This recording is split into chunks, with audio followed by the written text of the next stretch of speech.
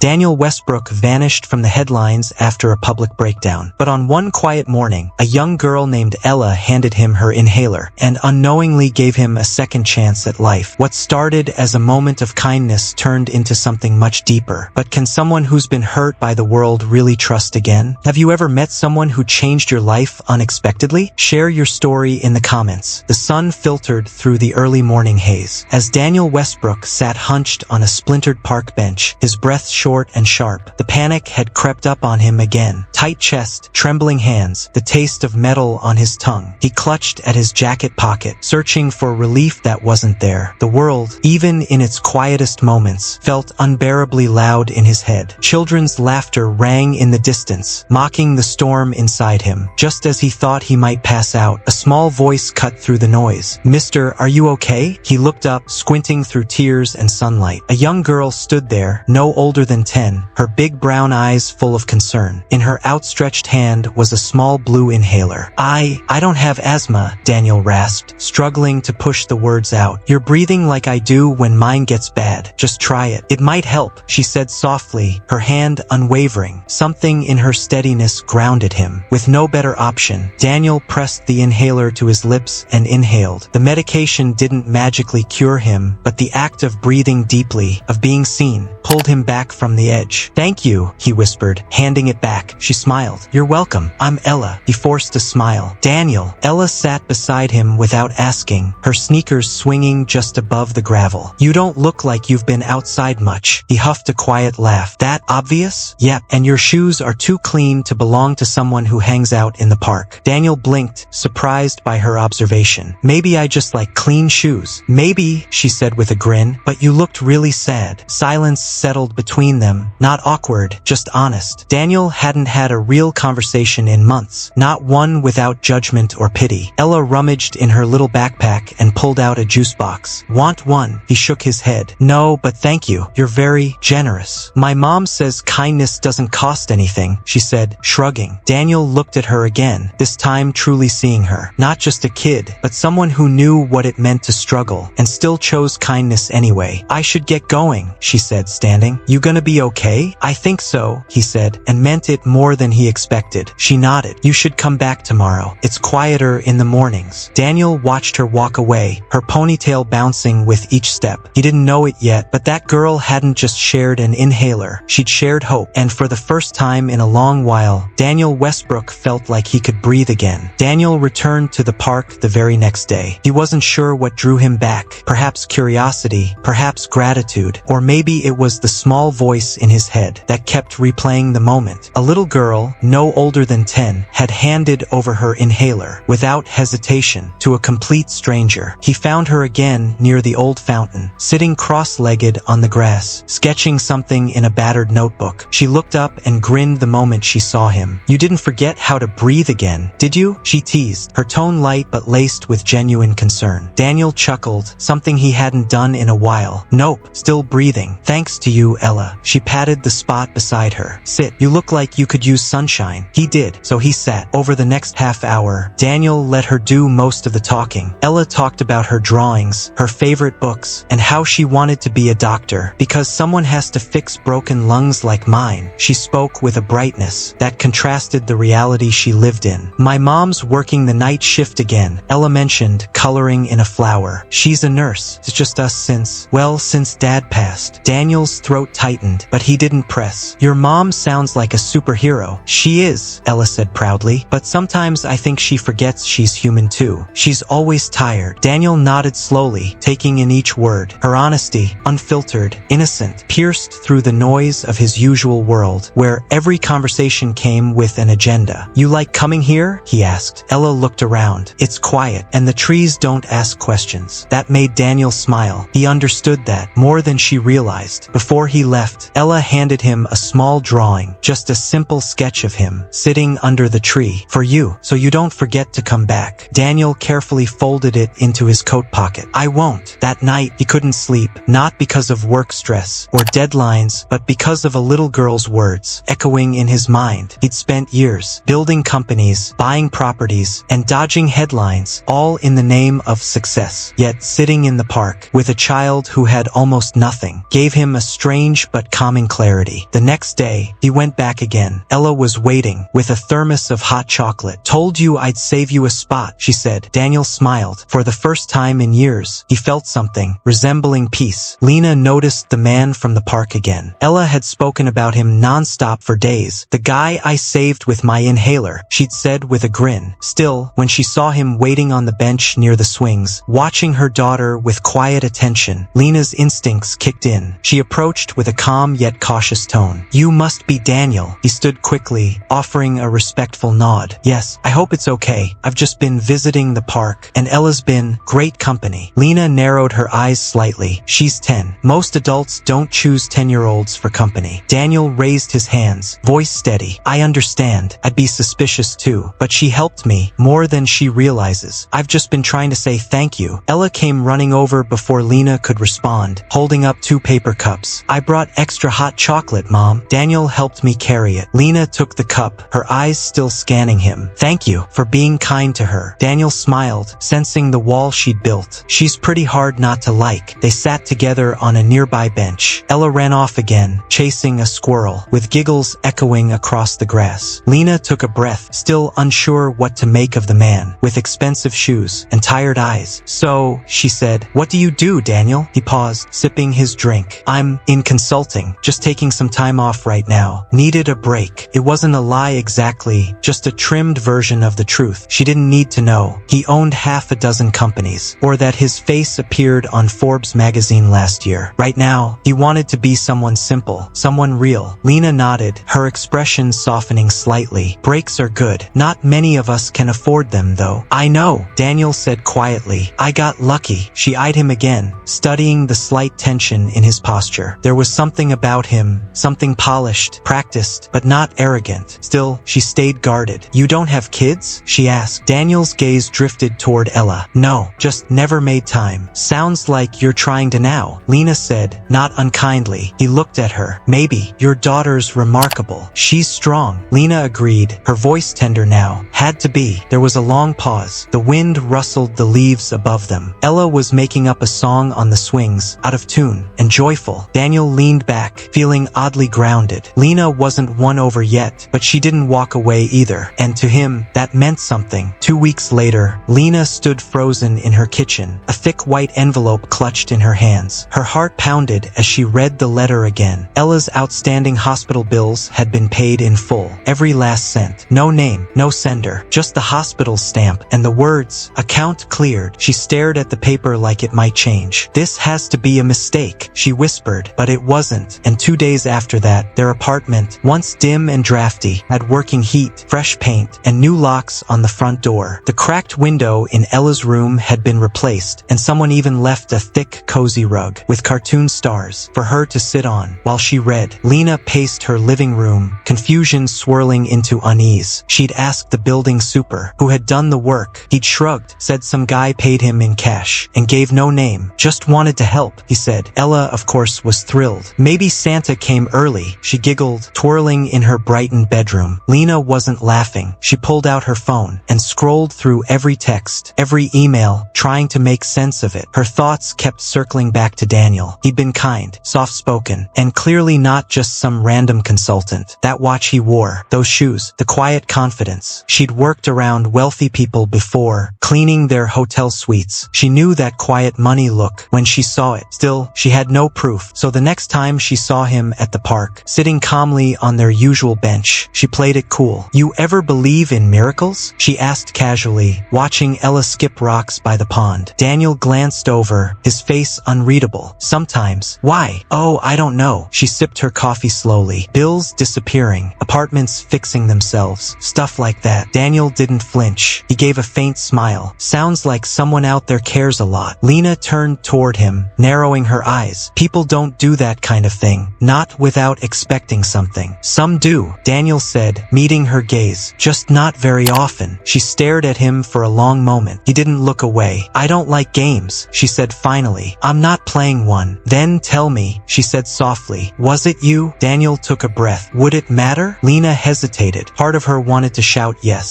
that it did matter, that she didn't want charity. But another part of her, the tired, scared, grateful part, just looked at him and nodded once. Thank you, she said, barely above a whisper. He looked away then, his voice almost as quiet. She deserves more than this world's given her. So did you? He didn't say, but Lena heard it anyway. Lena stood in the kitchen, drying dishes, while Ella colored at the small dining table. Things had been surprisingly stable lately. Ella's health was improving, their apartment no longer creaked with every step, and even the bills didn't look as terrifying. But what unsettled Lena most was not what had changed, it was that she didn't know who to thank. Daniel Westbrook had continued visiting the park, often sitting quietly beside Ella, listening to her stories, and drawing with her. He brought no airs, no signs of privilege, no hint of who he really was. Lena had grown cautiously fond of his presence, appreciating the way Ella lit up around him. But deep down, she kept wondering, who was this man? The answer came on a rainy afternoon, one that started like any other. Ella had begged to visit the park, despite the clouds. Lena relented, bundling her daughter in a raincoat and grabbing an umbrella. As they reached the playground, they spotted Daniel, this time not in his usual jeans and hoodie, but in a sharply tailored suit, standing next to a man with a camera, and another with a clipboard. I think that's him, someone whispered behind Lena. She turned and saw two women watching him, excitedly scrolling on their phones. That's Daniel Westbrook, the billionaire. He owns like half the tech in the city. Lena's breath hitched. She looked at Daniel again, really looked. The careful posture, the quiet authority, the familiarity of his face. It all clicked. She grabbed Ella's hand. We're leaving. Wait, what? But Mom, Daniel's here. I know, that's the problem. They made it halfway down the street before Daniel caught up. Lena, please, he said, out of breath, rain dotting his shirt. I didn't mean to lie. You didn't lie? You just left out the part where you're a billionaire. Her voice cracked, not from anger, but from betrayal. You sat with us, helped my daughter, acted like you understood our world, but you never told us the truth. Daniel looked genuinely pained. I wasn't trying to manipulate you. I